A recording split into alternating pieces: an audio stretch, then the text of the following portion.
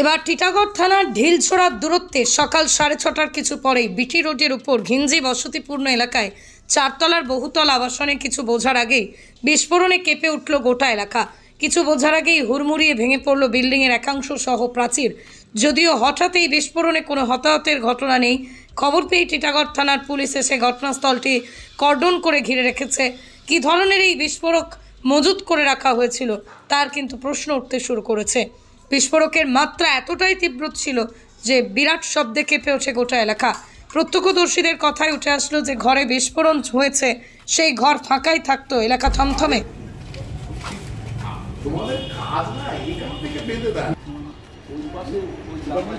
এই সেই চারতলা বাড়ি, যে বাড়িটি, যে ঘরটি পুরো রিয়াল যেই বিস্ফোরকের বিস্ফোরণ ঘটায় এরকম বড় সড়ো ঘটনা ঘটে গেল। দেখো, সবচেয়ে ভালো খবর যে পুরো প্রাণহানি খবর ঘটেনি, কিন্তু টিটাগড় থেকে বিশ্বজিতের সঙ্গে অনুকে চট্টোপাধ্যায় क्या हुआ था? सिर्फ आवाज आया यहाँ पर और कोई सा बात नहीं है। अब आवाज हुआ है, हम लोग निकले हैं, देख रहे धुआं धुआं है, बस यही सब देख। बहुत जोर से आवाज। बहुत जोर से आवाज है। इस कमरे में कोई रहता? कोई नहीं रहता। इससे पहले एक आदमी सोते थे, वो अभी नहीं है। আওয়াজ हुआ, বড় কেঁপে উঠেছিল। हाँ, बहुत आवाज। কটা নাগাদ হয়েছে? कितने बजे हुआ है? 6:30 का करीब हुआ है। কত 6:30? 6:30 या 6:40 का करीब हुआ है। तब आप क्या करते थे? हम लेट के थे घर पर। घर पे आतंक है क्या? आतंक है क्या? भय, डर क्या है? डर तो हुआ है, क्यों? ऐसा बात नहीं। क्यों? आवाज से डर लगा है और कोई बात नहीं। अमान अमान आपका नाम?